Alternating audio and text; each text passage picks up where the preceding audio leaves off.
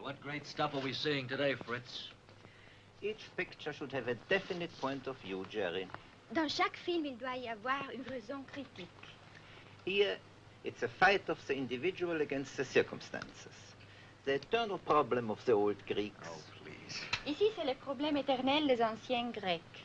I don't know if you're able to understand it, Jerry. I certainly hope you can. It's a fight against the gods. The fight of Prometheus and Ulysses. C'est le combat contre les dieux, le combat d'Ulysse.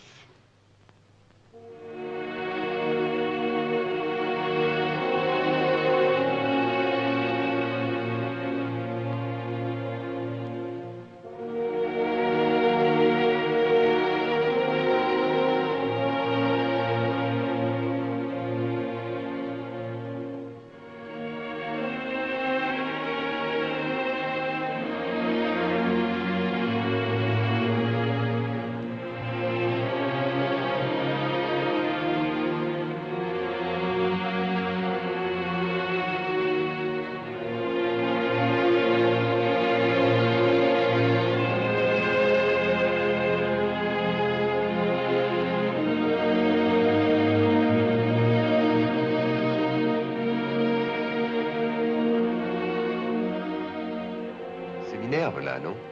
Ja, die Beschützerin von Odysseus. C'est la protectrice d'Ulysse. It's Neptune, der Todfeind von Odysseus. Et ça, c'est Neptune, son ennemi mortel.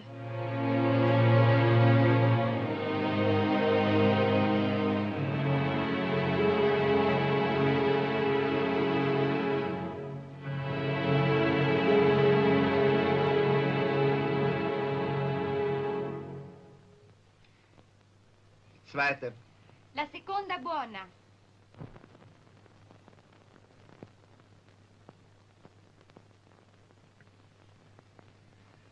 Je ne me suis pas présenté, Paul Javal. Monsieur Procoche vous a Je dit le que sais ça- bien. C'est très chouette. J'aime beaucoup le cinémascope. Oh, ce n'est pas fait pour des hommes. C'est fait pour les serpents, pour les enterrements. That's what I think of that stuff up there, Fritz.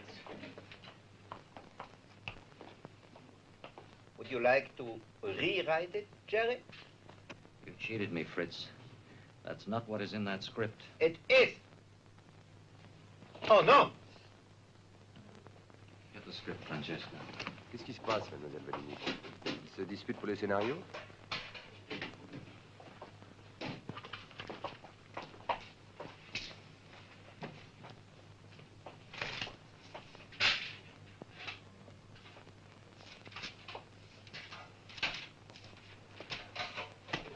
Yes, it's in the script. But that's not what you have on that screen.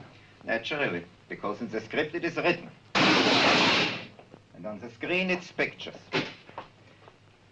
Motion picture it's called. Ah, il dit que c'est pas la même chose quand c'est filmé que quand c'est écrit.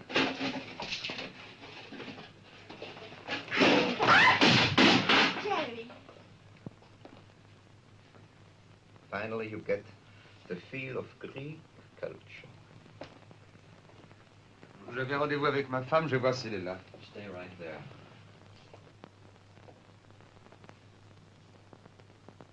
Whenever I hear the word culture, I bring out my checkbook. Come here. Some years ago, some horrible years ago, les Hitlériens disaient revolver au lieu de carnet de chèques.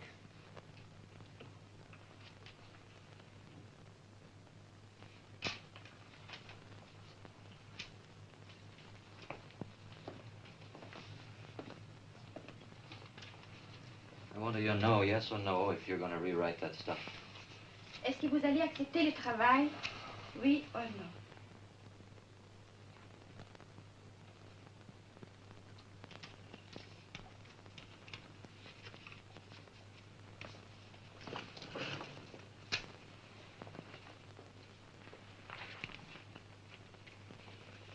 Ich habe das vergessen.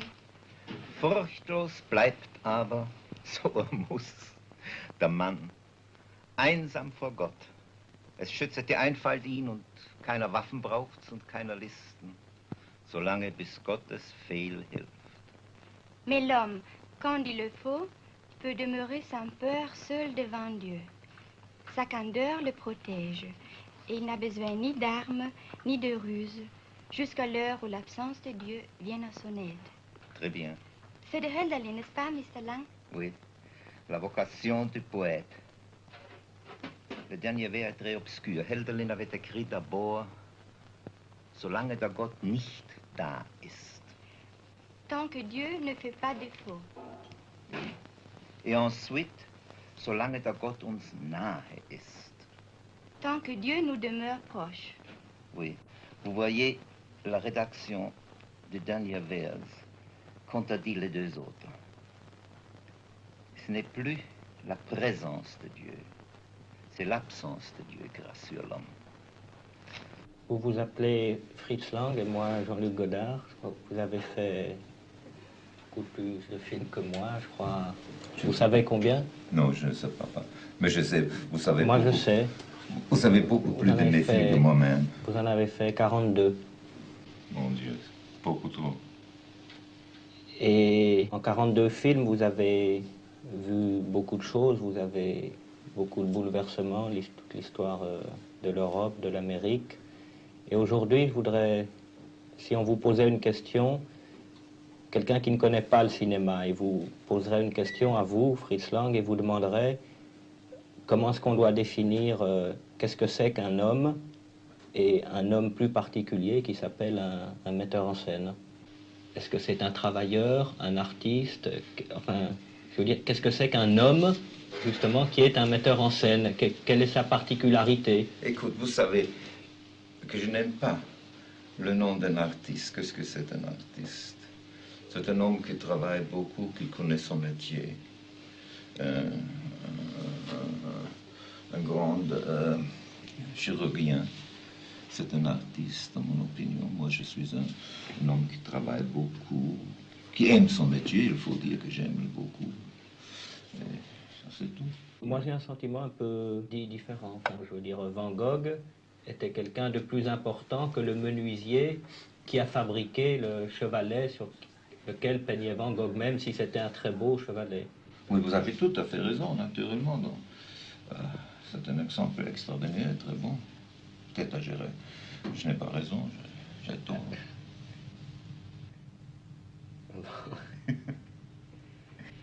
Non, écoute, vous savez... Mais vous aimez mieux vous considérer comme un menuisier que comme non, un pas artiste? comme un menuisier, non, mais comme un travailleur qui est... Ah, comme un travailleur, oui, ça, dans le cinéma, on croit qu'on travaille jamais, mais on travaille beaucoup. Le public croit que qu'on fait des films comme ça, que c'est oui. un plaisir. Ils ne savent pas que c'est un travail très, très dur. Vous savez, je crois que nous deux, nous avons quelque chose ensemble. On dit ça en français? En commun. En commun. Je crois que vous êtes un romantique et moi je le suis aussi. Et je ne sais pas si c'est bon dans ces temps-là d'être un romantique. Aujourd'hui, c'est mauvais, je crois. Pourquoi? Pourquoi? Parce que romantique, c'est sentimental. Alors, je peux te dire, c'est pas sentimental. Ce n'est pas du tout sentimental, mais je crois quand on est dur comme le technique, alors on peut rien dire. C'est ça, la technique n'est pas romantique. Non, pas du tout. Moi, je ne me veux pas regarder comme une machine, comme un automate. Et d'une autre chose, moi, je vais demander d'abord qu'est-ce que je pense qu'un metteur en scène est. Je crois qu'il doit être un peu un un psychanalyste. Un psychanalyste. Un psychanalyste. Il doit marcher sous la peau d'un acteur. Il doit savoir pourquoi les gens du scénario, pourquoi ils font, qu'est-ce qu'ils font. Alors je crois qu'il doit être un psychanalyste. Et un jour, on m'a demandé de ça, et j'avais eu une idée qui me suivit de ce jour-là. Un homme m'a dit, je sais très bien qu'est-ce que vous voulez faire, qu'est-ce que vous avez pensé, comment vous avez fait le maudit. Oui. Alors je dis, comment est-ce que vous pouvez savoir ça? Et il m'a dit quelque chose, je dis, c'est idiot. Et alors j'ai commencé à penser, peut-être dans tous nos films, et notre cœur, à nos désirs, et tout ce que nous aimons, ou qu'est-ce que nous haïssons. Et je crois qu'un jour, s'il y a un homme qui pouvait analyser, nous et moi, Oui. peut-être il saurait. Moi, je ne sais pas pourquoi j'ai fait mes films. Est-ce que vous savez? Non.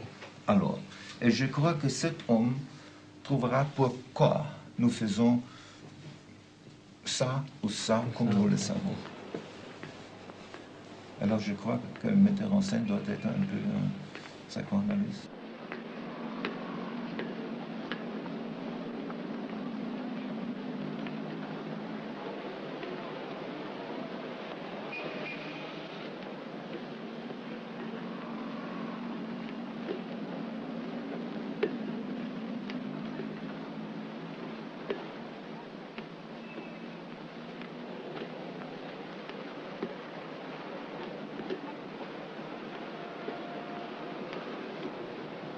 Du hast aber einen schönen Ball.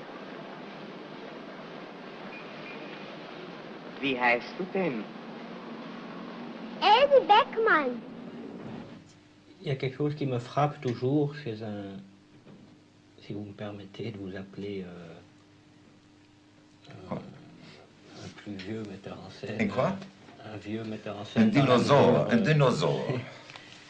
C'est ce qui me frappe, enfin chez Abel Gance aussi, ou chez Renoir, enfin qu'on le connaisse, c'est votre extrême jeunesse toujours, c'est-à-dire d'être intéressé toujours au moment de les choses au moment où elles naissent, où elles arrivent, comme si elles arrivent pour la première fois, vous vous intéressez toujours aux problèmes nouveaux. Est-ce que vous pensez que Écoute, je crois que notre métier, non, l'art du cinéma, c'est non pas seulement l'art de notre siècle, je crois que c'est l'art pour les jeunes gens.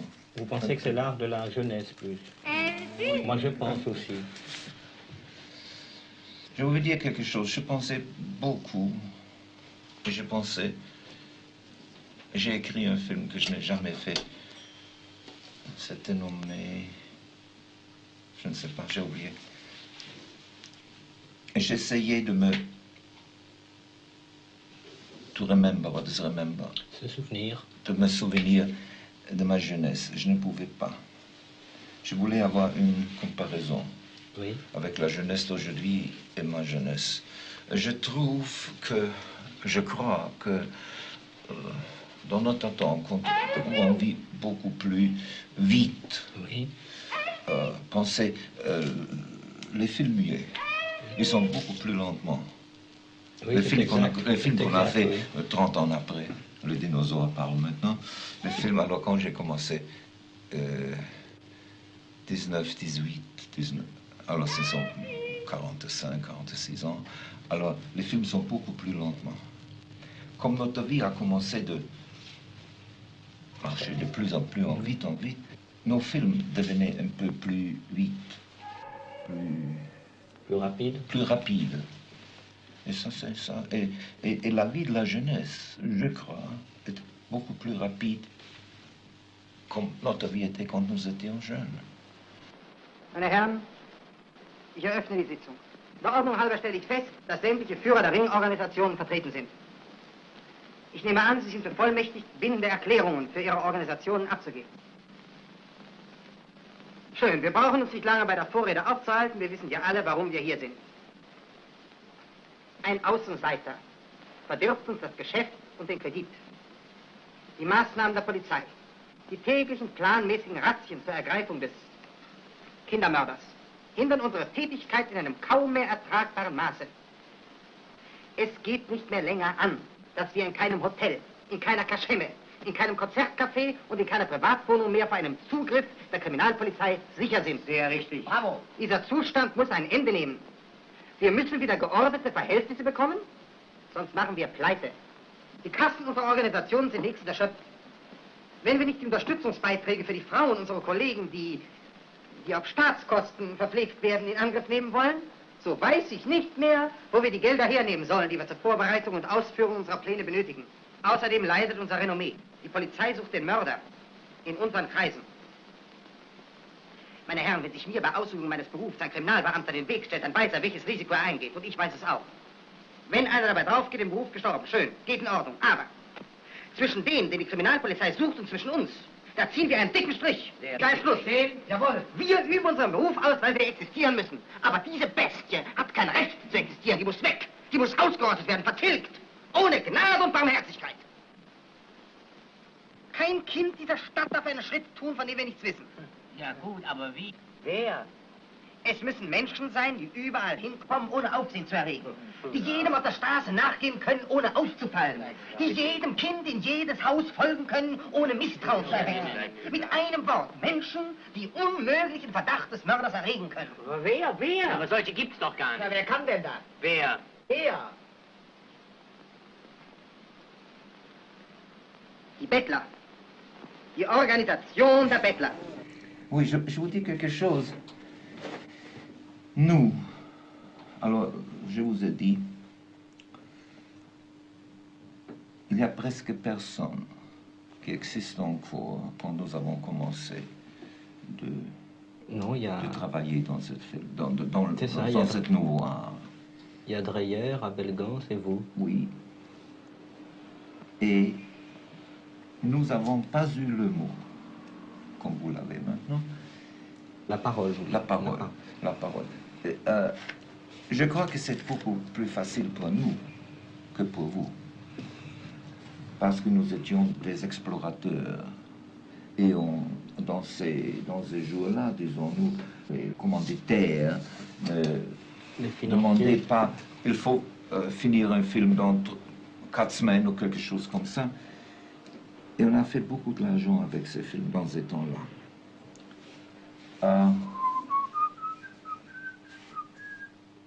Moi, je crois, dans ces jours-là, moi, je pensais que les films sont quelque chose comme des petits pains.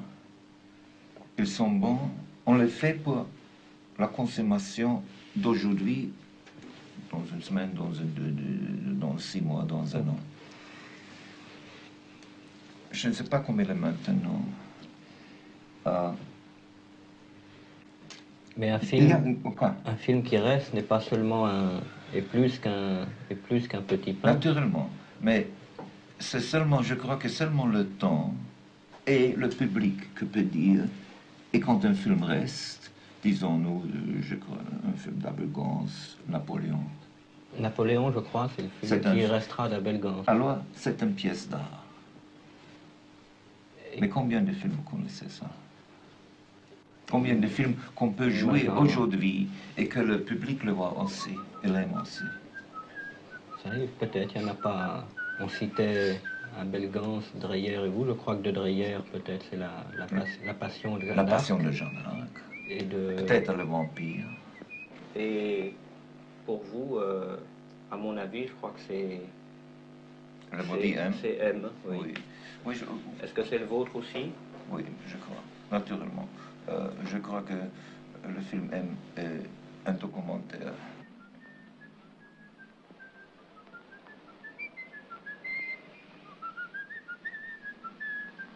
Nano, das habe ich doch schon mal gehört. Das war doch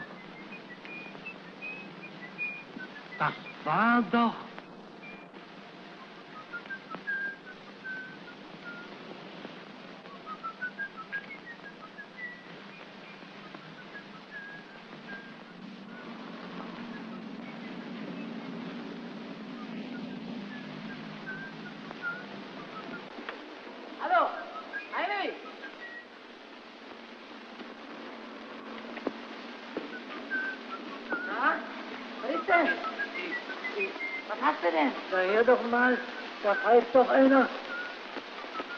Da hilft dir denn nicht. Da. Alors nous, écoutez, vous êtes un bébé. Ah oui, oui, je suis un bébé. Mais on donne toujours des fessées aux bébés. Les enfants sont toujours punis et... Ah mais non, pourquoi? Bah si, est-ce que c'est pour ça? Est-ce que... Puisque le cinéma est l'art Le de la romantique, jeunesse... hein, le romantique, hein, qui est- Non, mais justement, si le cinéma est l'art de, disons, de la jeunesse, Oui. c'est peut-être parce qu'il est jeune on le brime plus souvent. On le brime, comment est-ce qu'on peut dire en allemand? Je ne sais pas. On est plus sévère avec lui qu'avec d'autres. Et je voudrais vous demander, justement, comment devons-nous réagir par rapport à la...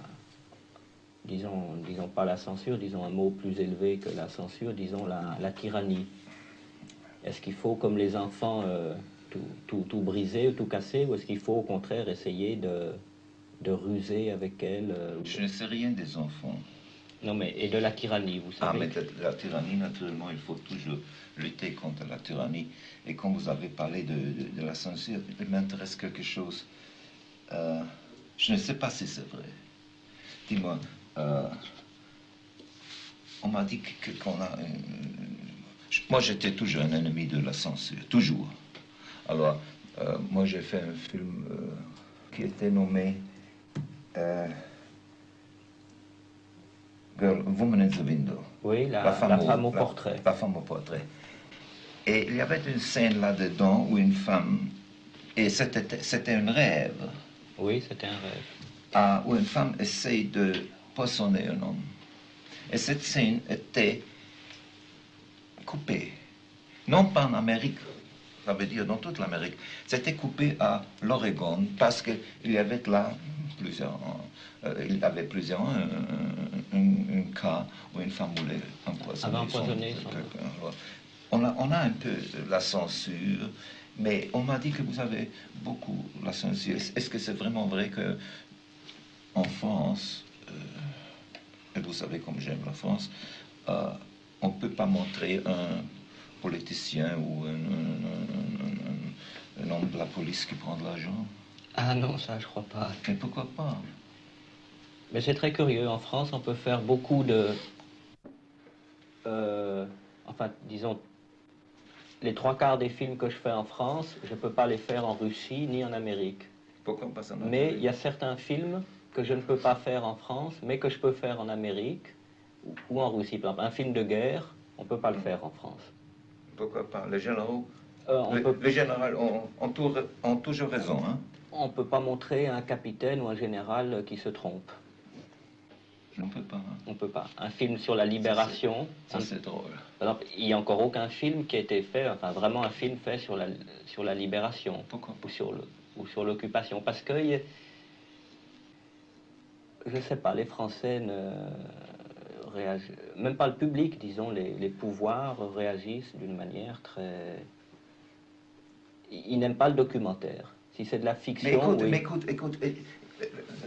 Non, par exemple, on ne peut pas montrer le président de la République dans un film en France, alors qu'en Amérique, il y a beaucoup d'acteurs qui jouent le rôle de Kennedy ou d'Eisenhower. Mais écoutez, vous avez dit maintenant une chose, il n'aime pas le documentaire.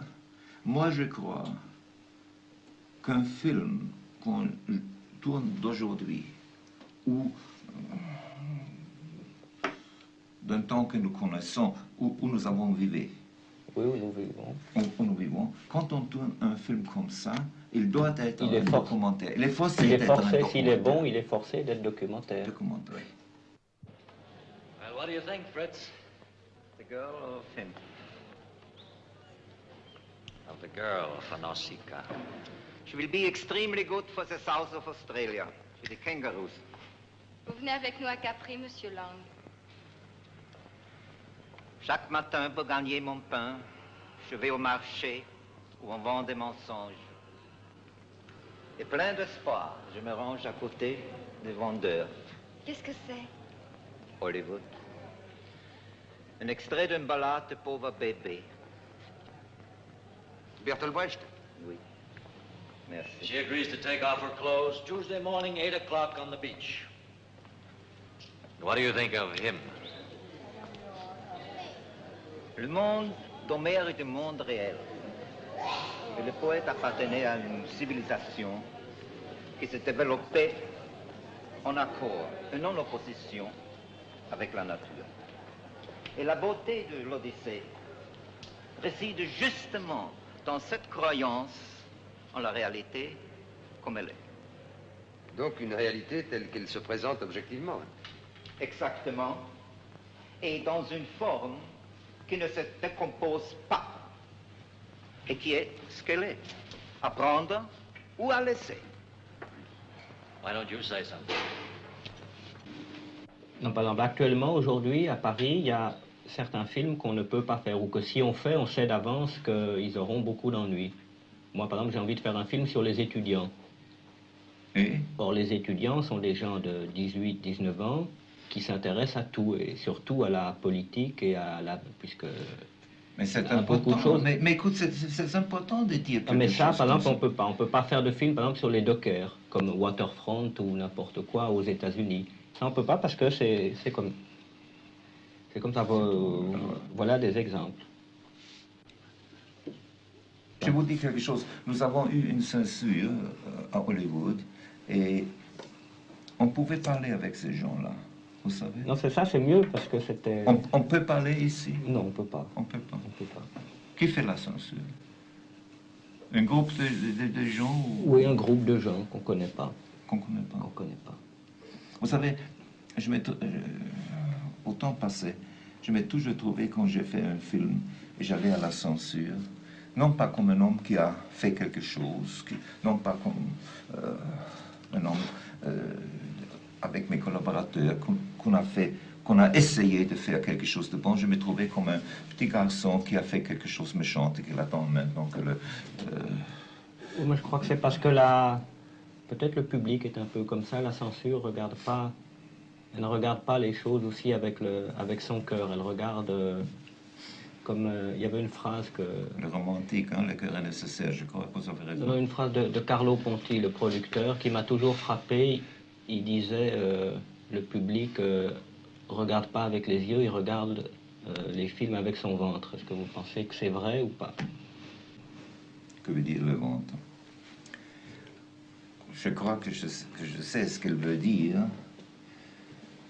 C'est très très difficile. Je ne crois pas que le public savent s'il voir un film avec le cœur ou avec le ventre. Mais ils savent très très bien si un film est bon ou non. Moi, je crois au public. Et je veux dire quelque chose. Je travaille pour le public. Ça veut dire, je crois que le film, c'est un art pour les masses. Et si je ne croyais pas que les masses sont quelque chose qui peut juger correctement un film, alors je n'aurais pas le droit de faire un film. Mais si, par exemple, vous faites un film et que vous croyez pour les masses, et puis la masse n'aime pas le film, et vous pensez que le film n'est pas mauvais quand même. Est-ce que vous changez ou est-ce que... Quoi? Le film ou moi-même? Non, le film. Non, non, pas du tout. Pas du tout. Peut-être je n'ai pas raison, peut-être j'ai tort. Mais généralement, j'ai trouvé, j'ai peur que ça sent un peu, comment est-ce que dit-on ça? Un peu prétentieux. Un peu prétentieux, que j'avais presque jamais, qu'est-ce qu'on appelle en Amérique un flop. Ça veut dire un échec. Un échec, vous savez. Et j'ai trouvé que des films que j'ai faits et que je n'aimais pas quand je l'avais terminé, qu'ils avaient une vie pour eux-mêmes, vous savez. Et dans 10 années, 12 années, je le vois de nouveau et je trouve qu'ils ne sont pas tellement mauvais que je le pense. Verdammt noch einmal! Sind Sie ein verrückt, Mensch? Apfelsinenschalen auf die Straße schmeißen? Prima dicke Hals und Beine! Unglaublich sowas! Müsste man direkt der Polizei anzeigen. Unverschämt, ein Schotter vielleicht. Onkel!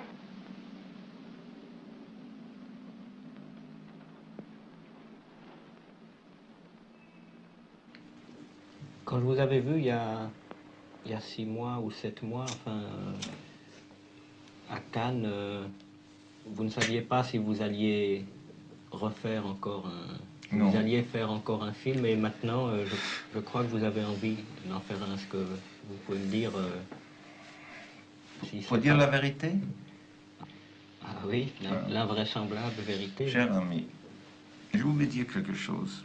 Quand on prend d'âge, dans toutes les professions, nous avons déjà parlé de ça, on a peur qu'on perde le contact avec la jeunesse.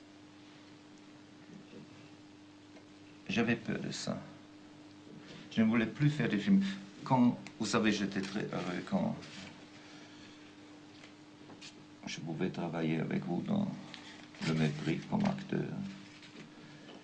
Et je croyais, je me disais, voilà, c'est la fin. Et alors, ce sont maintenant peut-être 3 ou 4 semaines, j'étais à Chaillot avec la Cinémathèque française.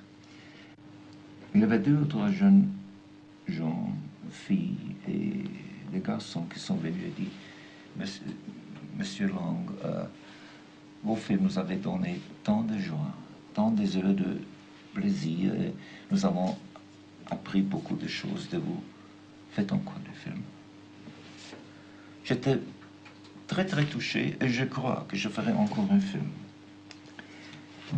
Il s'appellera comment? Je crois que je l'appellerai Death of a Career Girl. Ça veut dire la mort d'une femme qui ne pense à rien à la carrière. À sa carrière. Qui oublie. Et la mort, ça sera une punition ou... Non.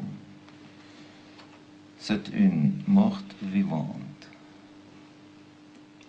Alors non, je suis superstitieux, ne parle pas de ça. Bien, bien.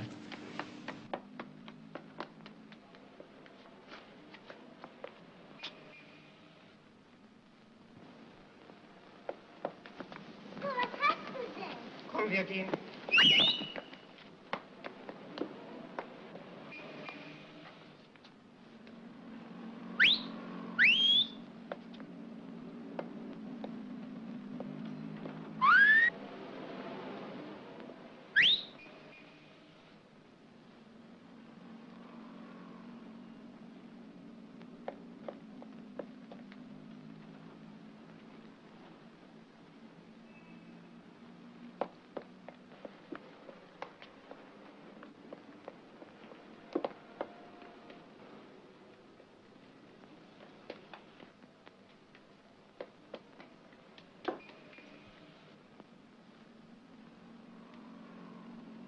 Mais écoute, nous avons parlé de quelque chose, de nos dinosaures. Quand nous avons commencé de travailler au film muet, nous avons, pour le répéter, nous n'avons pas eu la parole, nous avons eu seulement l'action. L'action, oui. Entendu. Alors, j'ai trouvé que nous avons travaillé ensemble une grande différence, une différence que je crois, c'est très important, et je crois que vous avez raison. Je parle maintenant de l'accident du car. L'accident de la voiture, et quand Bardo et Palance Bardo sont morts. oui. Alors, moi, sûrement j'aurais fait comme ils sont dans la voiture. La voiture marche plus vite, plus vite, plus vite. Peut-être il y a quelque chose, le pneu, où il ne peut pas faire ça. Et je montrerai l'accident. Vous ne montrez pas. Vous avez seulement montré comme ils sont morts, ils sont entre 2 camions. Parce que pour vous, les conséquences étaient beaucoup plus importantes que l'accident en même. C'est ça, Et ça, je crois que c'est quelque chose qui est très intéressant, très important. Mais, encore parlant, comme vous m'avez demandé, mais par exemple, ce moi, qu'on me pressait quand nous avons travaillé. Ça, moi, on me dit, par exemple, que j'improvise beaucoup. Oui, Est-ce que vous vous avez improvisez. trouvé ça? Parce que quand j'ai vu des films, par exemple, Les Araignées, je me souviens, il y a beaucoup de choses que vous avez fait dedans que j'ai fait aussi, et c'était il y a 30 ans, ça un peu comme la... comme la Nouvelle Vague. Comme la vague. Je suis très content que vous dites ça. Moi, je l'ai trouvé aussi, je n'ai pas vu ces films depuis 30 ou 40 ans, alors on ne parle pas de ça. Mais, écoute, il y a une chose, une grande différence entre vous et moi. Vous travaillez dans une autre méthode. Moi, vous aimez l'improvisation, moi je n'aime pas. Mais un metteur en scène, je crois qu'il doit être un créateur, je dis. Je crois qu'un metteur en scène, en tout cas, le metteur en scène ne doit pas parler. Il ne doit pas écrire parce que il doit dire ce qu'il a à dire avec le film qu'il fait. Si un metteur en scène a nécessaire le mot, l'écriture pour expliquer ce qu'il voulait dire, alors, dans mon opinion, ce n'est pas un bon film ou un vrai metteur en scène.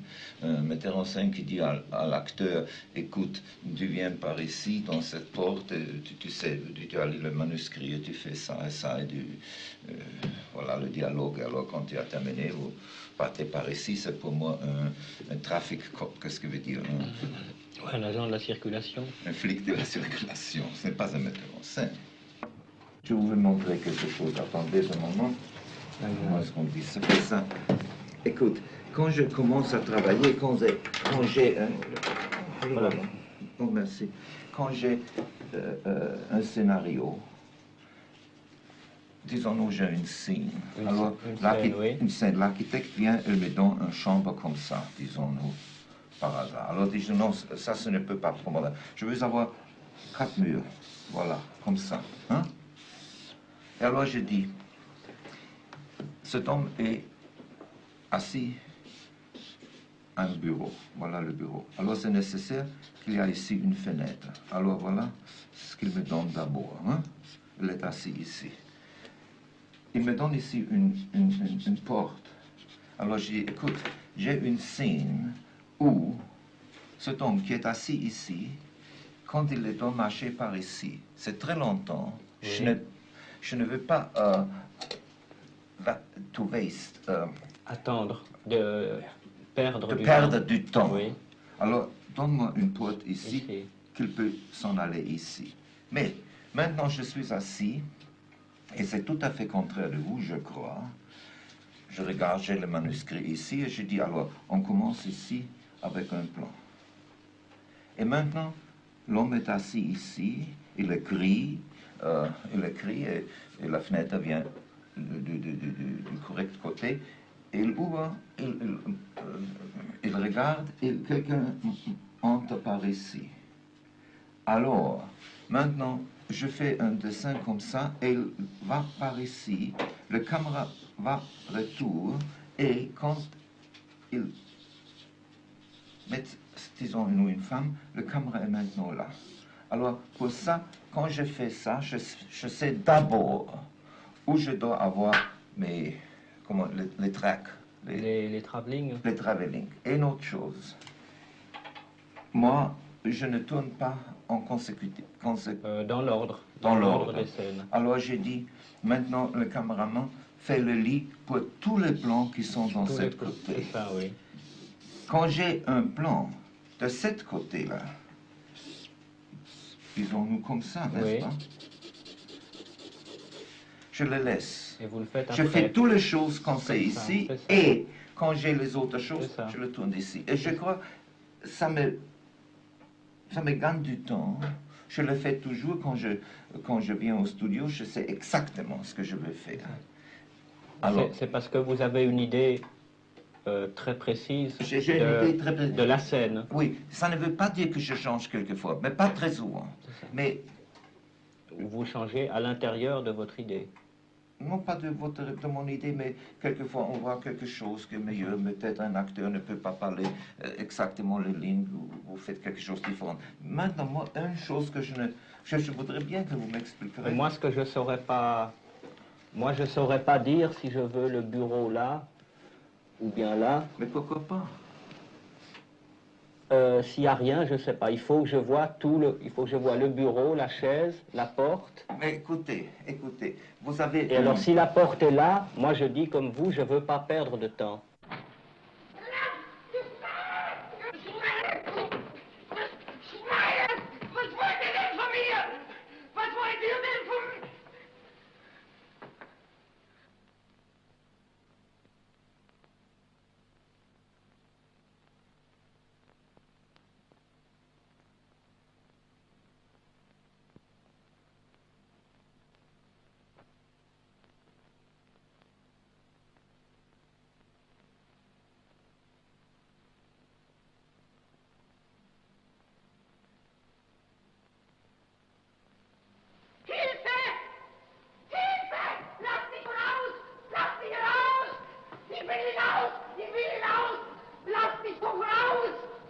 Hier kommst du nicht mehr raus.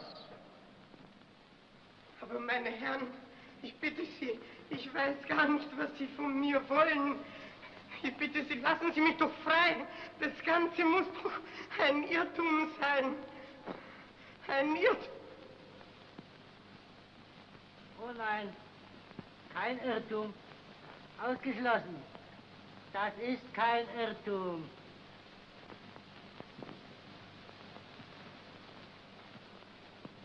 Nein, nein, kein Irrtum. Kennen Sie das? So einen Ballon hast du doch der kleinen Else Beckmann geschenkt. So einen Ballon. Elsie. Nein! Wo hast du die kleine Wackerperl verscharrt, du Hund?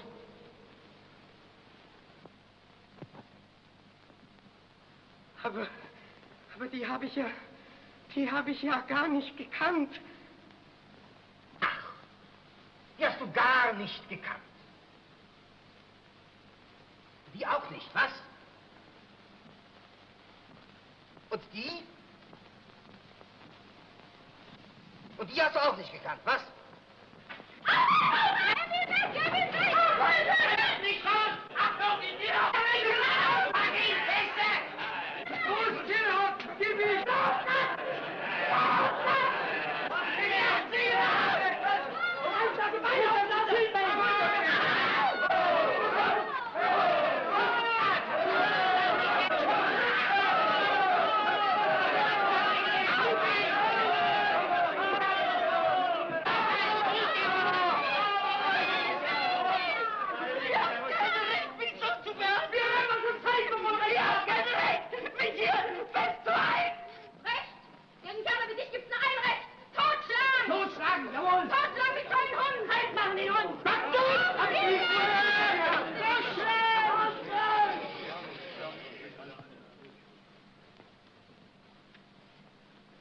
Oui, je vous disais là, moi ce que je ne peux pas changer la porte.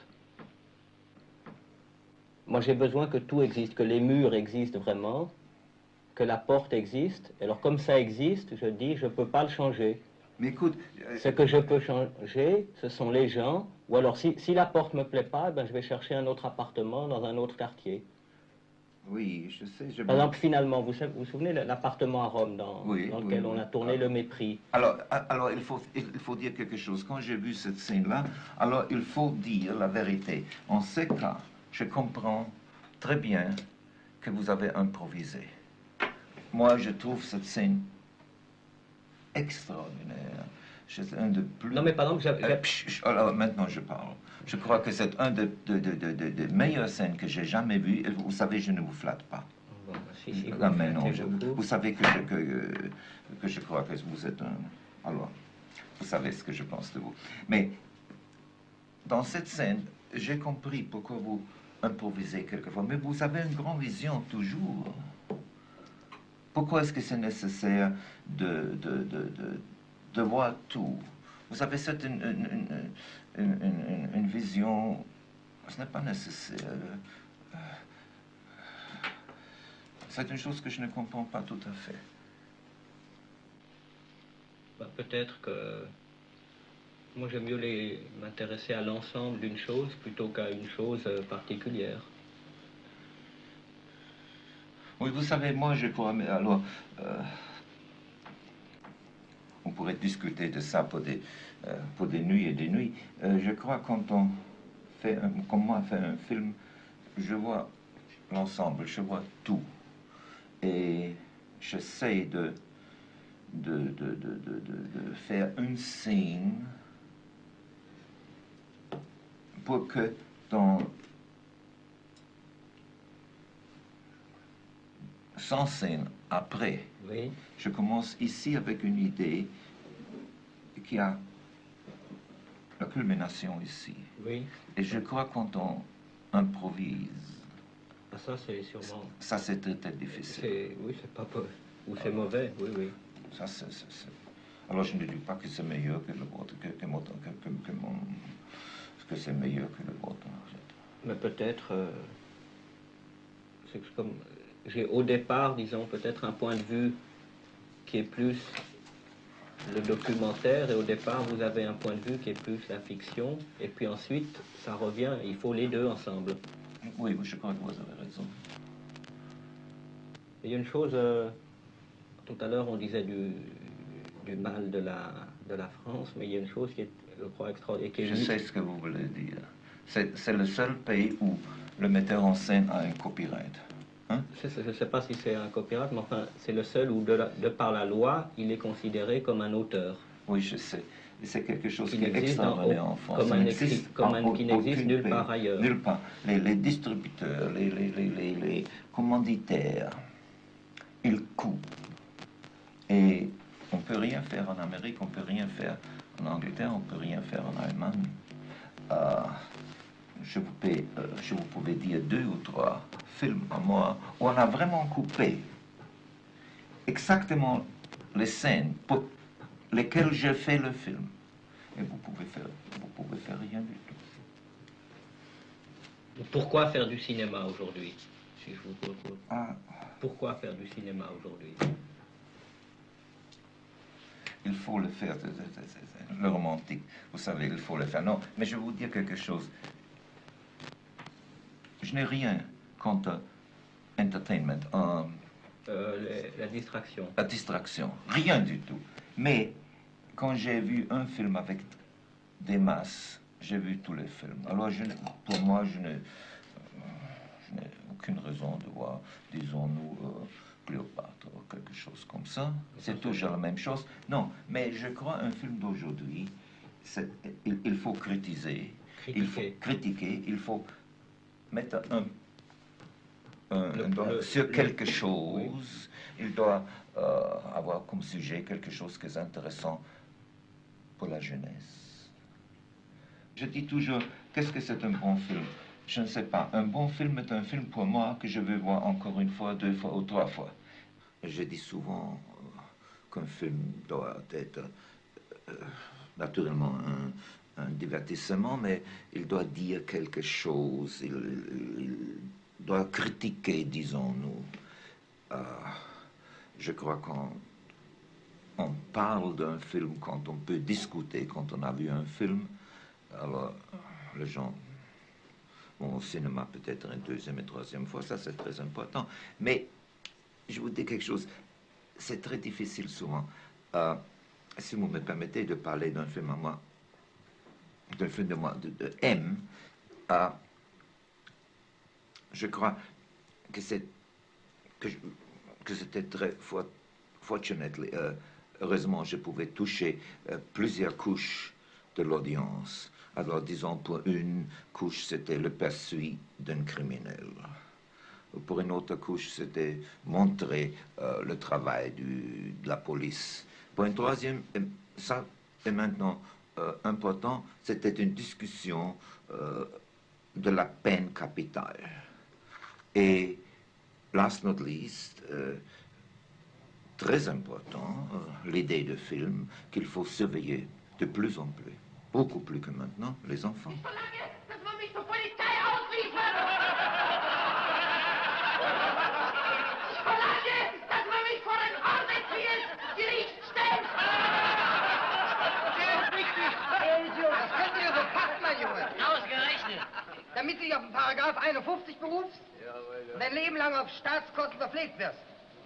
Und dann brichst du aus und es kommt eine Amnestie und du, vergnügt, mit Jagdschein kann ja nicht passieren, bist ja wegen Unzurechnungsfähigkeit gesetzlich geschützt. Gehst wieder fröhlich auf die kleinen Kinder los. Nee, davon wollen wir nicht mehr wissen. Jawohl. Du musst unschädlich gemacht werden. Du musst weg. Bravo. Der Kerl muss weg! Aber ich kann doch nichts dafür!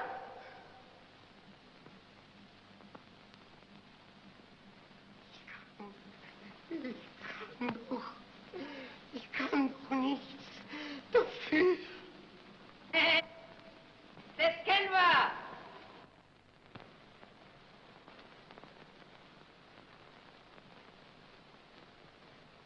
Was weißt denn du? Was redst denn du? Wer bist du denn überhaupt? Wer seid ihr denn? Alle miteinander. Verbrecher. Bildet euch womöglich noch was ein drauf, weil ihr Geldschränke knacken könnt oder Fassaden klettern oder Karten zinken. Lauter Sachen, denke ich mir, die ihr gerade so gut lassen könntet, wenn ihr was Ordentliches gelernt hättet oder wenn ihr arbeitet oder wenn ihr nicht so faule Schweine wärt. Aber ich kann ich denn anders? Habe ich denn nicht dieses verfluchte, das Feuer, die Stimme, die Qual? Du willst also damit sagen, dass du morden musst?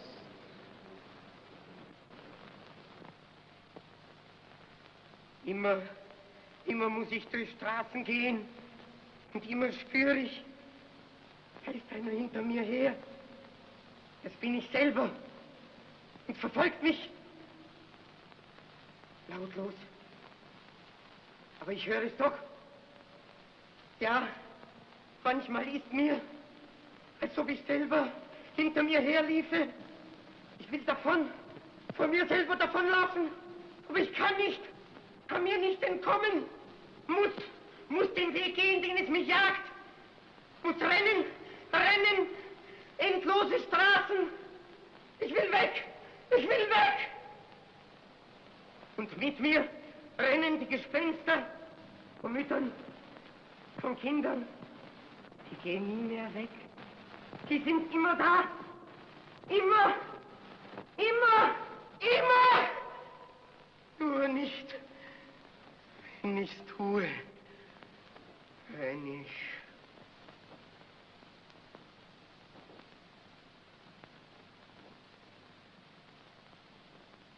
Dann weiß ich von nichts mehr. Dann stehe ich vor einem Plakat und lese, was ich getan habe, und lese und lese. Was habe ich getan? Aber ich weiß doch von gar nichts. Aber wer glaubt mir denn? Wer weiß denn, wie sie mir aussieht, wie es schreit und brüllt da innen, wie ich tun muss, will nicht, muss! Und dann schreit eine Stimme und ich kann es nicht mehr hören! Hilfe! Ich kann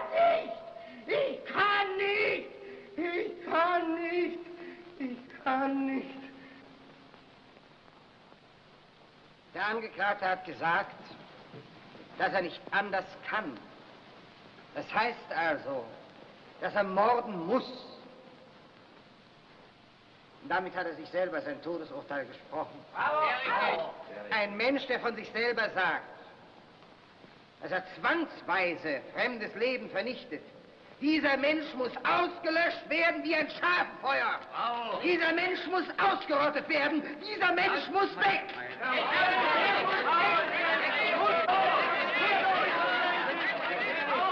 Et maintenant, il faut dire quelque chose. Beaucoup commanditaires sont contre un film qui a un problème. Ils sont seulement pour la, comment ça dit, entertainment, les distractions. pour la distraction. Je crois, quand un homme ou une femme qui ont travaillé très dur, un ouvrier, il faut naturellement lui donner une distraction. Mais si on peut, en même temps, toucher un problème qui est intéressant pour eux, il parle de ça et il dit, laissons-nous aller encore une fois au cinéma. Il marche une deuxième fois, il achète un billet une deuxième fois, une troisième fois. Et maintenant, il y a une chose qui est toujours intéressante pour moi. Est-ce qu'on sait en France ce que veut dire le mot box-office? Oui, c'est le mot. C'est l'argent qui vient à la caisse, les non? Recettes, oui. Alors, les recettes et le succès. la recette.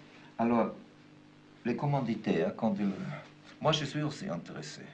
Alors, mais le commanditaire, il voit la recette, il dit, je perds de l'argent, je recouvre mon argent, ou je fais de l'argent. Moi, quand je vois la recette, je suis très content qu'on a fait beaucoup de l'argent. Mais non, ce n'est pas, premièrement, pour l'argent, mais parce que beaucoup de l'argent me... Beaucoup de personnes ont vu. Oui, j'ai atteint un public que je vais attendre, Toucher. que je vais toucher avec mes idées. Quand il n'y a pas beaucoup de gens, alors je fais un film, mais je ne pouvais pas toucher mon audience. Mais il faut toucher. Il faut toucher toujours, romantique, Ben le oui. cœur. Ben, on va toucher du bois pour l'instant, pour les prochains Toute films. chose. Monsieur Lang, je viens vous dire au revoir. Au revoir. Qu'est-ce que vous ferez? Je vais retourner à Rome. Je vais finir d'écrire ma pièce de théâtre. Bon. Et vous? Je termine le film. Il faut toujours terminer qu'est-ce qu'on a commencé. Quel plan vous faites, là? Le premier regard d'Ulysse quand il revoit sa patrie. Il tac. Alors, Au revoir, monsieur Lang. au revoir. À bientôt, j'espère. Ulysse vers la mer. Ulysse, verso il mare. Monsieur Lang, on est prêt. Merci. Silence, on tourne. Silenzio si gira. Silenzio. Camera. Moteur. Motore. Partito. Jack. Odissea 14.702 prima. Avanti. Azione. Traveling. Carello.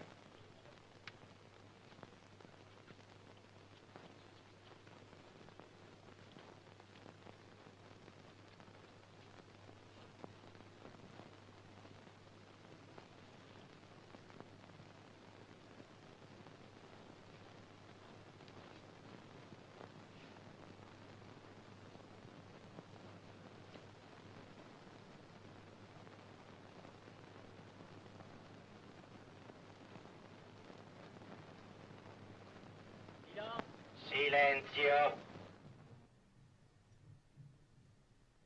Ce dialogue a été enregistré à Paris en novembre 1964.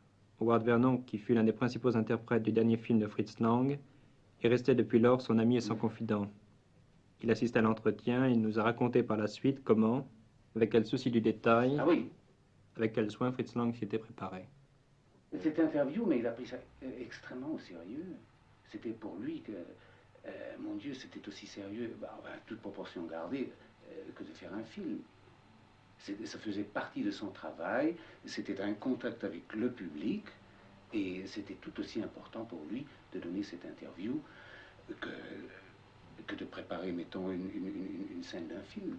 Oui, et je l'ai vu, parce que, et surtout que, mon Dieu, il n'est pas très, le français lui est pas familier comme par exemple l'anglais. Alors déjà ça posait un problème pour lui, et je ne veux pas dire que on n'a rien préparé à l'avance, mais enfin on l'a, mettons, j'étais son répétiteur, mettons. Lang, cette première.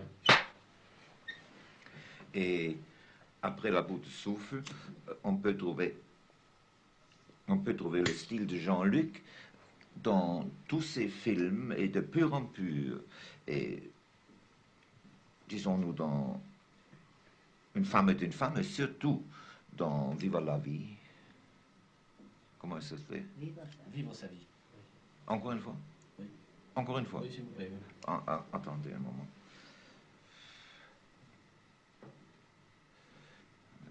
Attendez, coupez.